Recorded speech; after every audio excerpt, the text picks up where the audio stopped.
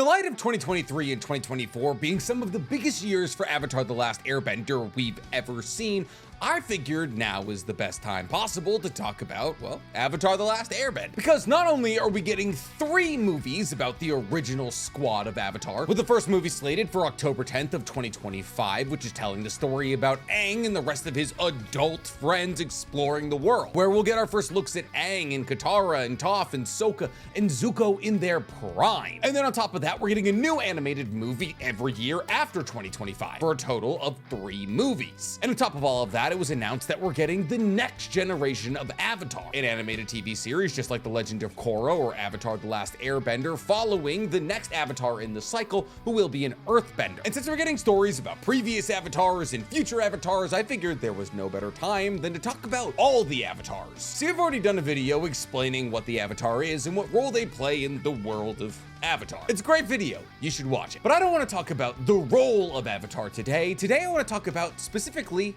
Avatars, and more specifically than that, how strong they were in comparison to other Avatars. What I'm taking a very long and arduous path at here is that today I want to rank and explain every Avatar that's ever existed, so far as the ones we know at least. Because while there has been hundreds of Avatars, we only know the names of 9. And honestly, for those of you who haven't read all the books and seen The Legend of Korra and Avatar: The Last Airbender, you may not even know all of those 9. So today, I hope to teach you a little something about the history of Avatar, while also keeping you intrigued by talking about how strong they can punch. But before I get to ranking or explaining anything, guys, please, for me, like this video, subscribe to the page, and hit that noti bell. And if you like hearing me talk about Avatar: The Last Airbender, well, I talk about it an alarming amount on my anime podcast that I do with Danny Mata called Otaku's Anonymous, where we break down everything that happened in anime this week. So let's get a couple of caveats out of the way here early. I know I said that we know the names of 9 Avatar, and we do know the names of 9 Avatar. However, unfortunately, knowing the names of 9 Avatar doesn't mean we know the ability, strength, or even really backstories of 9 Avatar. So in actuality, we're actually gonna be talking about 7 Avatar today with 2 somewhat honorable mentions. Our first honorable mention is Salai. See, Salai is an Avatar that is only ever mentioned twice in Kyoshi's books. We don't know what nation Salai came from, if Salai was a man or a woman, what Salai did with their lives. We simply know that in the Kyoshi books, they were compared to the likes of young Chen, which is actually a crazy comparison considering the fact that young Chen is referred to as the great young Chen. If hypothetically Salai was equal to or even close to the power of young Chen, they would be pretty high on this list. But being mentioned twice in 2 light novels really isn't gonna get you that high on this list. Our second honorable mention is a somewhat dishonorable mention because it's Sveto. See, Sveto is actually the only Avatar in the existence of the Avatar so far as we know that kind of disregarded his job. See, Sveto was born into an era of incredible crisis. He was the Avatar prior to young Chen, meaning he is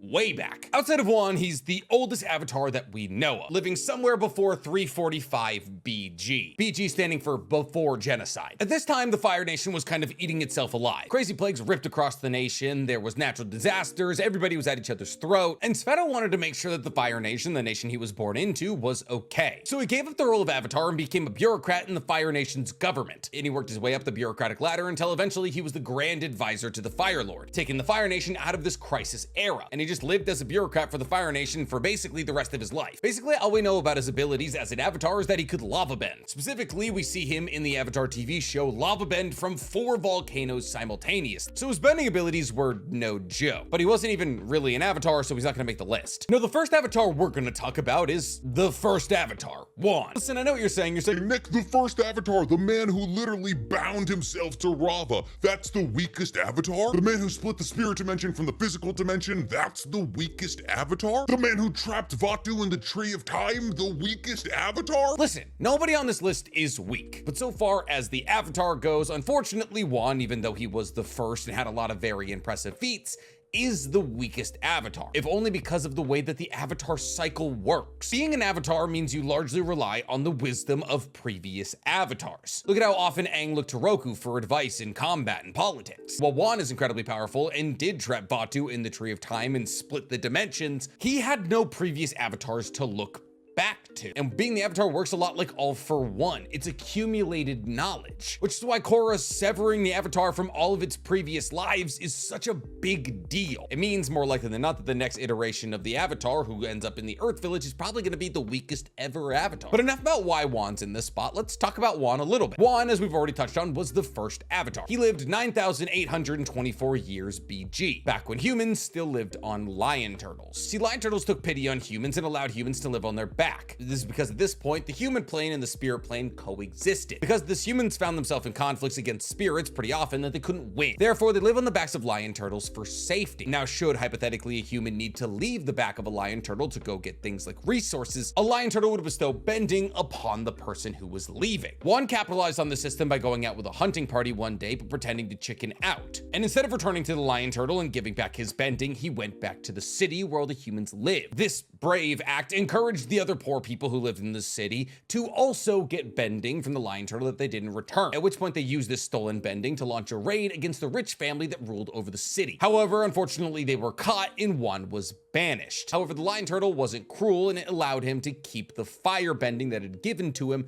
after being banished. However, being banished wasn't the worst thing for Juan because he befriended the spirits in the spirit lands, living freely amongst them, until one day he stumbled upon two great spirits battling. These two great spirits were Rava and Vatu, the spirits that represent the good and the evil of the world. As Rava was about to finish off Vatu, Vatu tricked Juan into believing that Vatu was being destroyed by an evil spirit, and thus Juan uses firebending to free Vatu. It was revealed to him after Vatu got away that Vatu was actually evil, and that Vatu and Rava fight every 10,000 years to decide whether the next 10,000 years will be led by light or darkness. It's at this point that Juan has to fuse with Rava to defeat Vatu. And upon fusing with Rava, he learns all 4 elemental bending styles, creating the Avatar spirit. Juan then goes on to defeat Vatu, separate the spirit world from the physical world, and seal away Vatu in the Tree of Time in the spirit world, as Juan knew that only the Avatar was able to access the spirit world, and therefore humans wouldn't be able to get to the Tree of Time to break out Vatu. And that's basically all we know about Juan. Obviously, splitting the human world from the spirit world is no small feat, and being able to battle against the actual incarnation of darkness on Earth in Vatu and win is also no small feat. But once again, for the fact that Juan had no previous avatars to look towards, I can't put him that high on this list. So let's get to talking about avatars that had other avatars to look towards. Coming in at number 6, we have Kirk. Now, putting Kirk at 6 is a tough decision, as Kirk's life was basically hell, but he also probably fought against more dark spirits than any other avatar in history. See, Kirk was the avatar that came after young Chen, third in line of avatars that we know. Kirk was born in 345 BG and died in 312 at the age of 33. His run as avatar was short and painful. See, Kirk's childhood was relatively standard when it comes to being an avatar. It was divined that he was the avatar by the Northern Water Tribe where he was born, and at which point he was given a crystal to see if he could earthbend it, which he was able to do. After this, it was celebrated that he was the avatar and he began his process of learning all of the elemental bendings. He went to Ba Sing Se to better his earthbending. He went to the Southern Air Tribe to better his airbend, and so on and so forth. He even went to an uninhabited island where young Chen learned to waterbend. And he went to this uninhabited island to learn the avatar state, in case when he activated it, he couldn't control it. And that's exactly what happened. Upon activating the avatar state, he destroyed the entire island, which is one of the more impressive feats we've seen from an avatar, being able to destroy an entire island. But this is kind of where the good things stop for Kirk. See, as Kirk learned to use the avatar state, he was able to travel to the spirit world freely. And in one of his first trips to the spirit world, he decided to take on a dark spirit known as the Heartwalker. However, upon defeating the Heartwalker with relative ease, he realized that the defeat of this dark spirit cost him part of his own vitality, causing Kirk to not only be weakened, but also to exist in a pseudo state of pain for the rest of his life. This pain would cause Kirk to drink, as drinking numbed the pain, which started a downward spiral for Kirk, where he started taking part in a lot of things that he shouldn't take part in as the avatar. Human desires like chasing after women and drinking. And unfortunately, this cycle continued. As the time while Kirk was an avatar, there was many dark spirits trying to break into the physical world. And instead of allowing these dark spirits to break into the physical world and wreak havoc, Kirk would go to the spirit world and kill these dark spirits. But every single time he went into the spirit world and killed these dark spirits, it cost him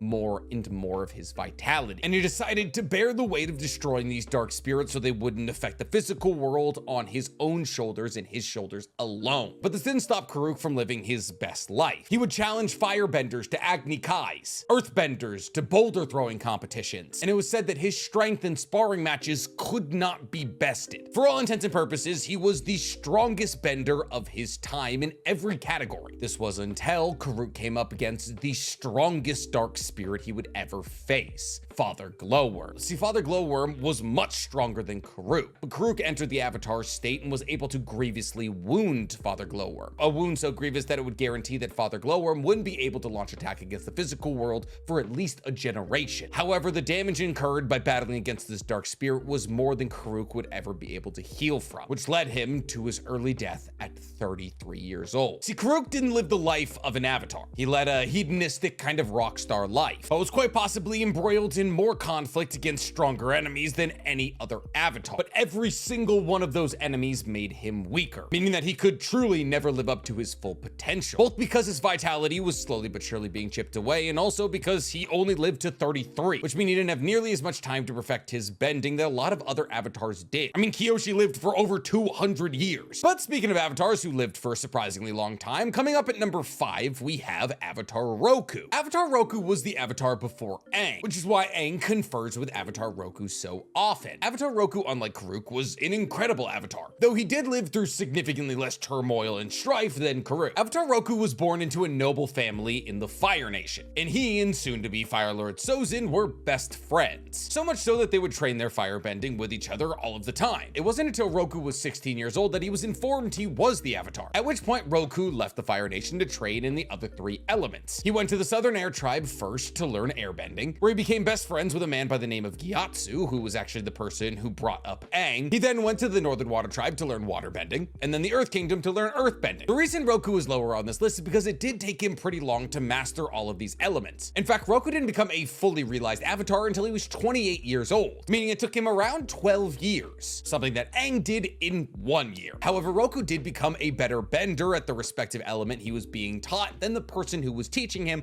every single time, which speaks to the level of mastery he held over every single one of the elements taught to him. And these 12 years that Roku spent training in all these different places gave him a worldly view, showing him how unique and interesting every individual culture is, giving him an appreciation of the entire world like an Avatar should. On top of this, as a natural-born firebender, Roku also had the ability to lava bend, being able to create massive caves through magma systems in volcanoes instantly. And after Roku became a fully realized Avatar, he returned home to the Fire Nation. However, unfortunately now, Fire Lord Sozin was preparing for the 100 Years' War, as the Fire Nation had begun to establish camps in the Earth Kingdom. Roku, when he found out the Fire Lord Sozin was beginning an offensive movement against the Earth Kingdom, busted down the doors of the Fire Kingdom throne room, telling Fire Lord Sozin, one of the strongest firebenders in history, mind you, that if he didn't stop his offensive motion, that he would kill him. And as Roku tried to leave, Sozin tried to hit him with fire that Roku easily dodged and uses earthbending to get behind Sozin immediately. At this point, that Roku made an earth pillar that caught Sozin by his robe and cast him up into the air. Now, Roku could have killed Sozin in this moment, but decided not to because they were friends when they were children. And this ends up being one of Roku's greatest regrets, as if Roku had killed Fire Lord Sozin, the 100 Years' War would have been avoided completely. But I don't want to glance past the fact that Sozin was so outmatched by Roku that he didn't even get to use a second attack. And the only reason that Roku dies is because the island he lives on has 2 massive volcanoes erupt somewhat simultaneously. Roku, trying to save his island and all the people that live on it, is trying to bend the lava back down. Fire Lord Sozin actually comes to his aid to help him bend these volcanoes, but once they realize they can't do it, they go to flee. However, unfortunately, Roku succumbs to poisonous gas secreted from the volcano, which Fire Lord Sozin could have saved him from, but he realized having Roku dead was better for his 100 Years' War. Before Fire Lord Sozin showed up, Roku was actively bending down an erupting volcano, at 70 years old, mind you. It wasn't until a second volcano erupted that Roku decided the cause was lost. And while obviously we saw feats from Sveto where he was able to bend 4 volcanoes simultaneously, Roku was actively trying to redirect all of the lava away from his island and the people that lived there, because Roku wasn't regarded as a powerful bender. Roku was regarded as the Avatar with the most control, being able to melt metal bars off people without burning the people the bars are on, being able to destroy entire buildings, but keeping a singular pillar in the middle of the building untouched. His power isn't what made him scary, it was his control. And because of that control, I'm putting him at 5. But enough about firebending avatars, let's get back to waterbending avatars, because coming up at number 4,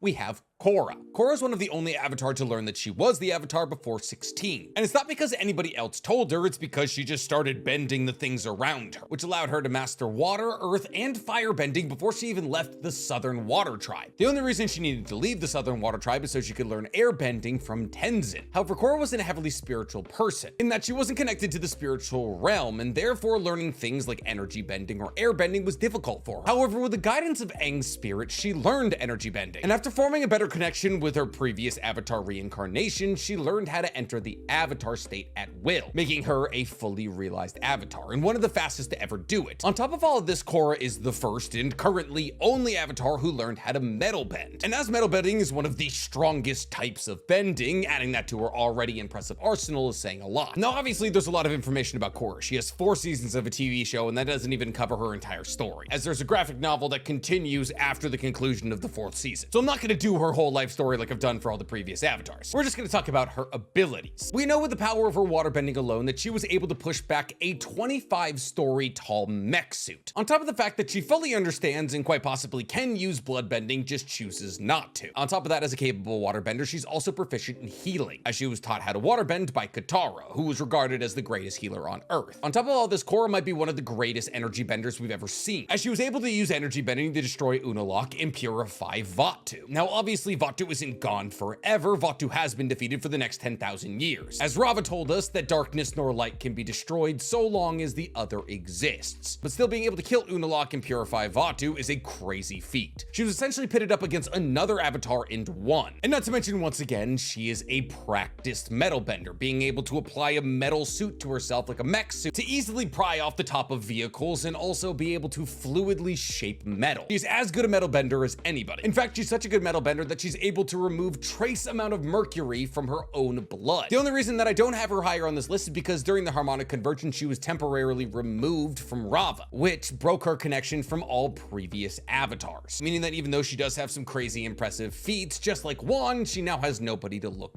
back to. Most specifically, like the person who taught her energy bending, Aang, who also happens to be our number 3 spot. What, Nick? You have Aang at number 3 or number 1 and 2? Gonna have to wait and find out now, aren't you? Though I guess if you know all the avatars, you could just guess. Yes, we have Aang at our number 3 spot. Aang was the avatar succeeding Avatar Roku, and he was born in 12 BG, but he died in 165 AG. But this is because he spent 100 years in a block of ice. Just like with Korra, I couldn't even begin to go over Aang's life in any amount of detail that would mean anything to anybody watching this video without making this video 2.5 hours long. So we're simply going to talk about Aang's abilities. See, I'm not putting Aang here because I love him or because of bias. Most people don't find out they're the avatar until they're 16. Aang had to become a fully realized avatar to end a 100-year war at the age of 12, and he did it. Aang became a fully realized avatar in 1 year, the fastest avatar to ever do that. Not to mention, also the youngest by a big margin, even though he was technically 112 years old, which also makes him the oldest avatar to ever do that. Before the genocide of the air nomads even happened, Aang was the youngest ever air master, mastering all of the techniques of air bending and getting his air bending tattoos younger than anybody had ever done it before. Aang at the age of 12 was able to battle against the greatest airbenders amongst the air nomads. However, he only ever uses airbending defensively because as an air nomad, he wasn't trying to hurt anybody. And Aang was also the only avatar to ever learn seismic sense or lightning redirection, as he learned seismic sense from both Toph and the Badger Moles, and lightning redirection from Zuko. And it was stated that he was the first ever avatar to learn either of these skills. Not to mention in the Legend of Korra, we saw Aang come up against a bloodbender. And while this bloodbender thought he had Aang on the ropes, he simply did not, as Aang in the year that he was learning the other 3 elemental bending techniques also learned how to master the avatar state, which he used to break himself out of bloodbending and steal the bending of the bloodbender, something that he learned how to do against Fire Lord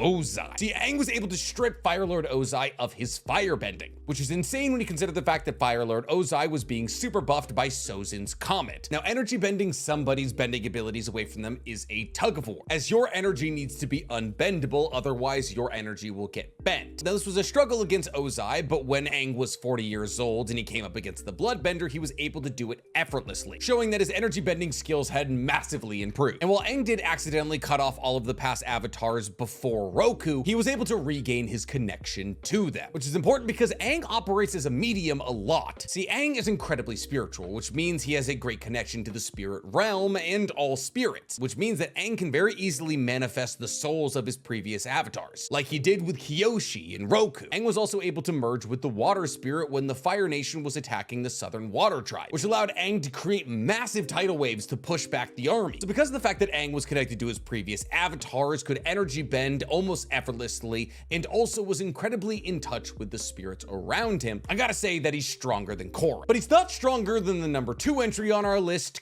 Kyoshi. Kyoshi is her. See, while we heard about Kyoshi in Avatar: The Last Airbender, we didn't learn as much as we know about her now until we got her 2 books, which gave us about as much information on Kyoshi as we have about Aang or Korra. Maybe more, considering the fact that Kyoshi lived for 230 years. See, Kyoshi was born in 312 BG and died in 82 BG. This 7-foot lesbian is unfortunately my dream woman because I want to be carried around like a satchel, but unfortunately, no boobs. I will almost definitely make a full video about the life of Kyoshi at some point, but once again, today we're just gonna talk about her ability. Kyoshi, like any avatar, was able to bend all 4 elements. However, she awoke to the avatar state for the first time at 16, albeit accidentally. However, later in the same year that she awoke to the avatar state accidentally, she was able to activate it consciously and remain conscious while in it, making her a pseudo-fully realized avatar at the age of 16. However, just because she was able to pull off avatar state once doesn't really make her fully realized. Kyoshi was born in the Earth Kingdom, which means that the first element she learned to bend was Earth, and she actually started relatively bad at it, as Kyoshi actually didn't know that she was the Avatar, as the Earth Kingdom thought her best friend was actually the Avatar for the majority of their lives. Well, not the majority of their lives, because she lived a very long life, but until she was about 16. However, as Kyoshi trained, she became naturally better at Earth bending, and once she mastered Earth bending, everything else was kind of a breeze, as both lightning and fire bending came to her relatively naturally. And it wasn't long until Kyoshi combined her fire and her earth bending to create lava bending, because Kyoshi, like Roku and Sveto, was able to lava bend. However, Kyoshi is the first avatar not from the Fire Nation able to lava bend, and she was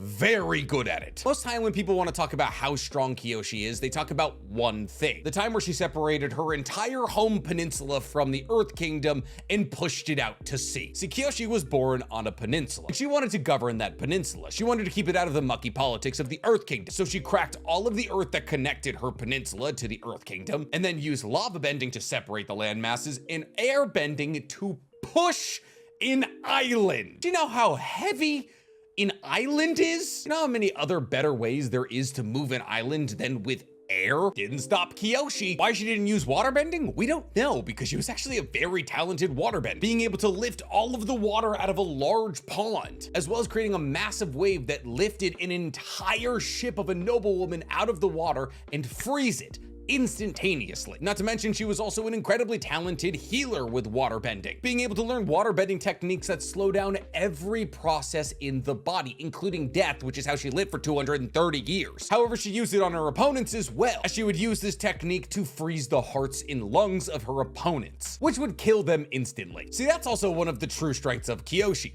Doesn't blink at violence, has most likely killed hundreds, if not thousands of people. In fact, Kyoshi's character arc is that in the beginning of her life as an avatar, she just kills everybody. But by the end, she only kills the really bad. But here's the thing, she doesn't even need her bending to kill you. Remember, she is 7 foot tall, and she trained all of the Kyoshi warriors, who use Tessin Jutsu, the art of battling with golden metallic fans, which she could use to kill you, considering the fact she was able to lift a fully grown man with one arm as a teenager. Once again, Dream Woman. But if Kyoshi's not number one, then who is? Well, you're not gonna love this answer because this avatar is one of the lesser known avatar, but coming in at number one, we have Young Chen. Young Chen, also referred to as the Great Young Chen, is regarded as the most kind and the most powerful avatar of all time. You see, Young Chen was the heir avatar before Aang, which means she came 4 avatars before Aang. So Young Chen grew up in a weird time for the world, a time when none of the nations really interacted with each other, as she was the avatar who followed up